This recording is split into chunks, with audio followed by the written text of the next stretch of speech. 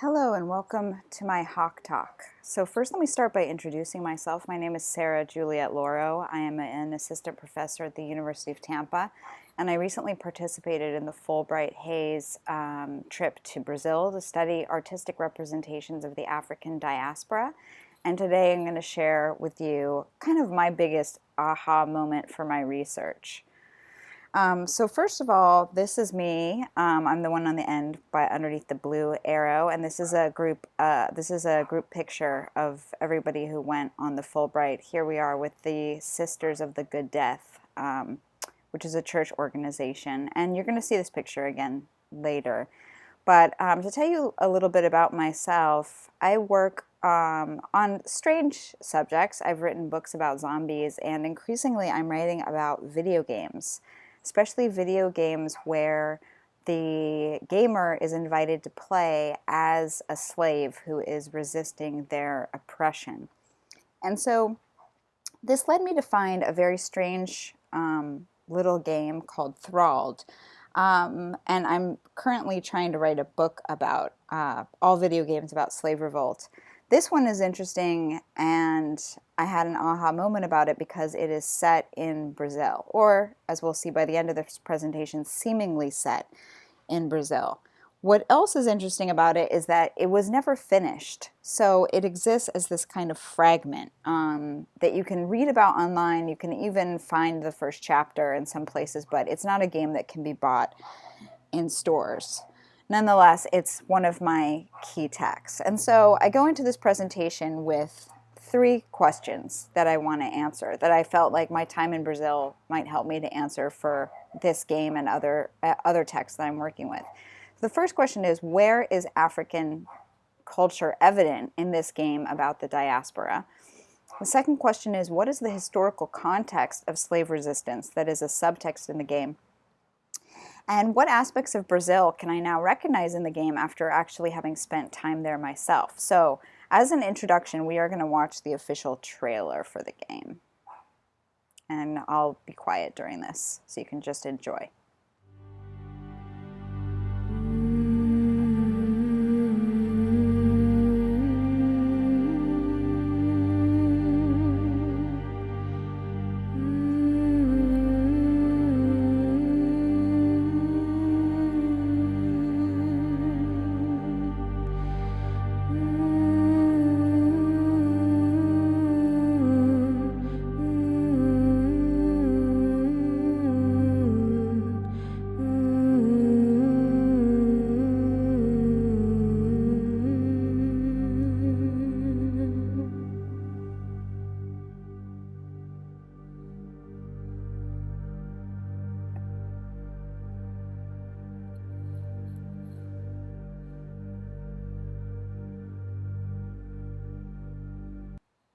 All right, so let me explain a bit about what you've just seen. Thralled is what we call a side-scrolling 2D platformer puzzle game in which you play as Isora. This is the runaway slave character, presumably running away from a slave plantation in Brazil.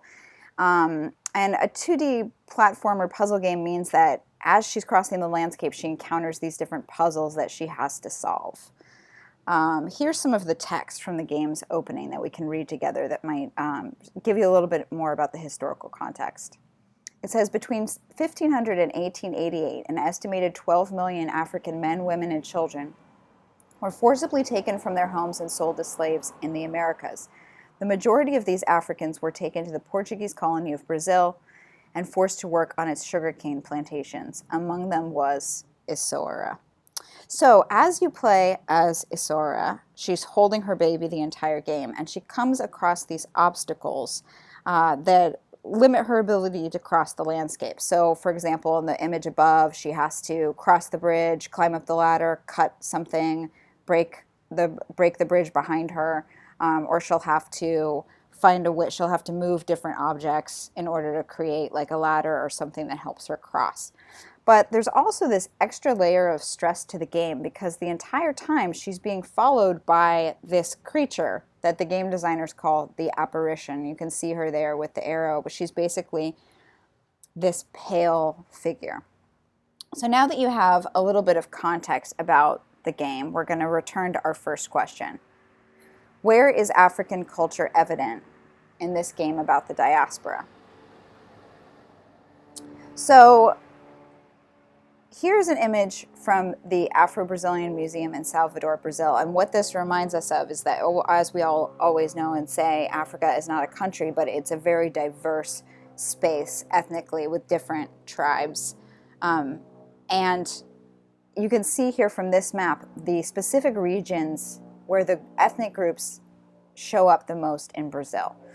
And here we have an image from the Transatlantic Slave Trade Database that actually shows which regions most of the enslaved population that were found in Brazil came from. So if I was to just toggle between these two, you can see that it's very much on point, that those regions where we see the cultures that show up are the same places from which the majority of enslaved persons in Brazil were taken.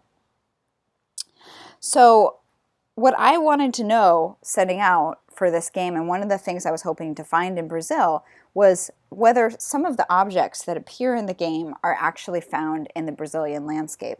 What you're looking at here are, and it's kind of a little bit hard to see from the game imagery, but these are Congolese fetish objects from the Congo region of Africa, which is on the west coast. And they're sort of like objects that would be used in prayer in religion. And they're very specific looking because they have all of these nails sticking out of them. So you can see where the arrows are pointing that there are several of them in the game that Isora passes by. And then those images are from another museum. So I was really hoping that I might find some trace of these kinds of images in Brazil in our experience in Bahia, but I actually did not. In fact, in the Brazilian African Museum that we went to, I found many other different kinds of wooden sculptures, but none that really resembled anything like the Congolese fetish objects that I was looking for. So in this first image, you have two different kinds of wood sculptures, both of which are said to be representative of divinities or orishas. And in this image, you have some others that seem to be both functional as well as decorative. Because they seem to be something that could hold up something else. But we really don't see anything like what I was expecting to find in terms of the Congolese nkisi, which is what that figure is called with the nails poked in. In fact, in questioning different people, I found out that they do have the word nkisi in Brazilian Portuguese, but it has an entirely different meaning in the religious context. So that would seem to suggest to me that we don't find the same cultural artifacts that are represented in the game actually in contemporary Brazil. Another important aspect of the game that I was looking for was an explanation of what this pale creature is that they call the apparition who follows Isora. And I should mention that one of the major conflicts of the game is that she's trying to get to Isora's baby, and if she touches the baby, it's game over for the player, and you have to begin the whole level again. So she's a dangerous antagonist. And my research on her indicates that she might be meant to represent the Vumbi, which is a Congolese concept, and it's a pale spirit from the world of the dead. So here's my first possible conclusion. Either the game designers, and by the way, the game designers are American and Portuguese, may have sort of overemphasized the Congo influence on Brazil, or it's possible that they've done even more research than me and that they found out that the Congolese influences would have been very likely to be seen in Brazil in the 1700s, but that they've since been lost to time. So just to sort of summarize again, there's a very Congolese influence in the game that I'm not picking up on as actually present in Brazil today. My second question is, what is the historical context of slave resistance that's subtext in the game? And this was a treasure trove of information for me. I'll just go over a little bit of it here. But to give you really the highlight, slave resistance is celebrated in a much more open way in Brazil than it is in a country like the United States. So one of the key figures of this is Zumbi. who was the leader of a quilombo called Palmares, which was one of the most famous and largest quilombos. A quilombo is a community of fugitive slaves who would escape from their plantations, join together, and then sort of fight to defend each other. And Zumbi is commemorated in statues. He's commemorated in comic books. He shows up everywhere in northern Brazil, actually. And because the opening title card of the game situates Azora in Pernambuco, Brazil, and Pernambuco happens to be the exact same region as the Palmares Quilombo, I was interested to see if there would, what else I could find out about this. It should be noted, however, that the Palmares Quilombo was destroyed in the very late 1690s. So by the time the game started, that Quilombo wouldn't have existed, but it's possible that maybe the intimation behind the game is that Azora is fleeing her plantation to try to find another quilombo. Because what we did find in our journey throughout Brazil was that these communities that were originally founded by runaway slaves still exist. There are thousands of them, though not there. I don't think it numbers in the thousands how many of them are officially recognized in the state. And we had the good fortune to visit a couple of different ones. So these are communities that were founded by slaves that had run away from their plantations and then their descendants. And there are still people living on these quilombos today who are the descendants of fugitive slaves.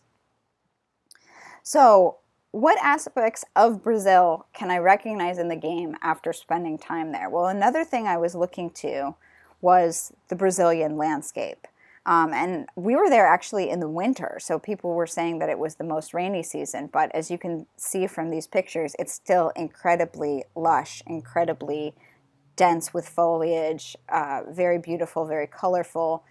You see the colors of fruits in the trees. You even in that picture on the right can see a little monkey.